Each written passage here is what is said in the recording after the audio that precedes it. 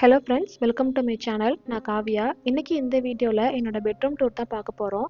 Small பெட்ரூமை எப்படி ஈஸியாக arrange பண்ணலாம், எதெல்லாம் வேணுமோ அதை மட்டும் வச்சு நான் அரேஞ்ச் பண்ணியிருக்கேன். ரொம்ப நீட்டாக காமாக இருக்கும். வாங்க வீடியோக்குள்ளே போகலாம். ஸோ இதுதான் என்னோடய ஓவரால் பெட்ரூம். உங்களுக்கு நான் ஒன் பை ஒன்னாக ஷேர் பண்ணுறேன். என்னென்ன திங்ஸ் எல்லாம் வச்சுருக்கேன், என்ன பர்பஸ்க்கு எல்லாத்தையுமே நான் ஷேர் பண்ணிக்கிறேன். ஃபர்ஸ்ட் வந்து கீழே மேட்லேருந்து நான் ஸ்டார்ட் பண்ணுறேன். 2 மேட் வந்து நான் என்னோடய பெட்ரூம்க்கு யூஸ் பண்ணியிருப்பேன். ஃபர்ஸ்ட் ஒன் வந்து காட்டுக்கும் கரெக்டாக கீழே வந்து போட்டிருப்பேன். அனதர் மேட் வந்து ரெஸ்ட் ரூம்க்கு பக்கத்தில் வந்து போட்டிருக்கேன். ஒரு கார்னர் சைடில் தான் காட் வந்து அரேஞ்ச் பண்ணியிருக்கோம். அதில் ஒரு பெட் ஸ்ப்ரெட் போட்டு ஒரு பாய் அப்புறம் 4 பில்லோ வந்து வச்சுருக்கேன். சம்மர் சீசனில் நம்ம அப்படியே வந்து பெட்டில் வந்து படுக்க முடியாது. சில பேருக்கு உடம்பு வந்து ஹீட் ஆகும். அதனால் ஒரு பாய் போட்டு அதுக்கு மேலே 2 பில்லோ வச்சுருக்கேன். இந்த சைட் வந்து பார்க்கலாம்.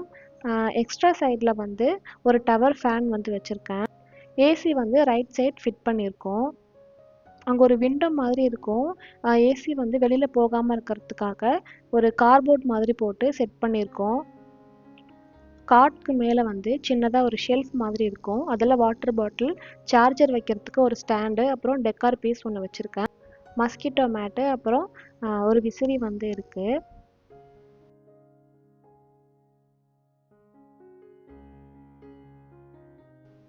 இந்த டோரில் ஒரே ஒரு ஹூக் மாதிரி வந்து நான் பேஸ்ட் பண்ணி வச்சுருக்கேன், அர்ஜென்ட் பர்பஸ்க்கு யூஸ் பண்ணுறதுக்காக.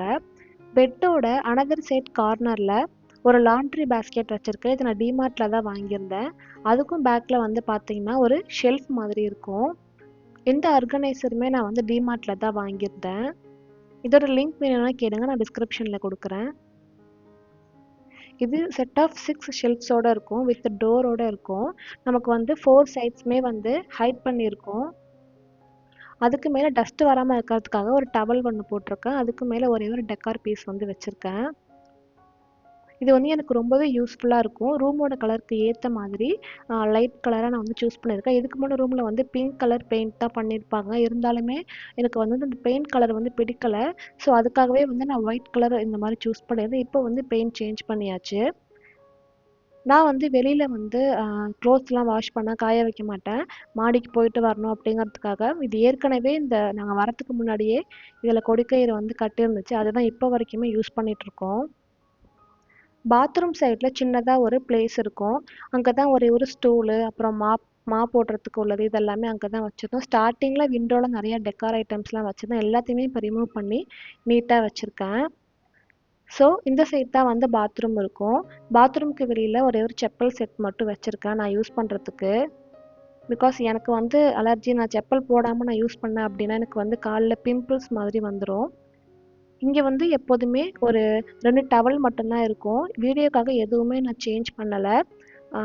துணி மட்டும் காய வச்சிருந்தேன். அதை மட்டும் கொஞ்சம் பார்க்குறதுக்கு நல்லா இருக்காதுங்கிறதுக்காக நான் அதை மட்டும்தான் ரிமூவ் பண்ணியிருந்தேன். மற்றபடி எப்போதுமே பெட்ரூம் வந்து இந்த மாதிரி தான் இருக்கும். வார்ட்ரோப் மட்டும் ரூமில் வைக்கிறதுக்கு இடம் இல்லை அப்படிங்கிறதுக்காக நாங்கள் ஹால்லேயே வந்து வச்சுட்டோம். ஸோ இதே மாதிரி வீடியோஸ் வேணும்னா மறக்காமல் லைக் பண்ணுங்கள், உங்களோட ஃப்ரெண்ட்ஸ்க்கு ஷேர் பண்ணுங்கள். நெக்ஸ்ட் ஒரு இன்ட்ரெஸ்டிங்கான வீடியோவில் பார்க்கலாம். இந்த வீடியோ இதோட நம்ம கம்ப்ளீட் பண்ணிக்கலாம். பாய்.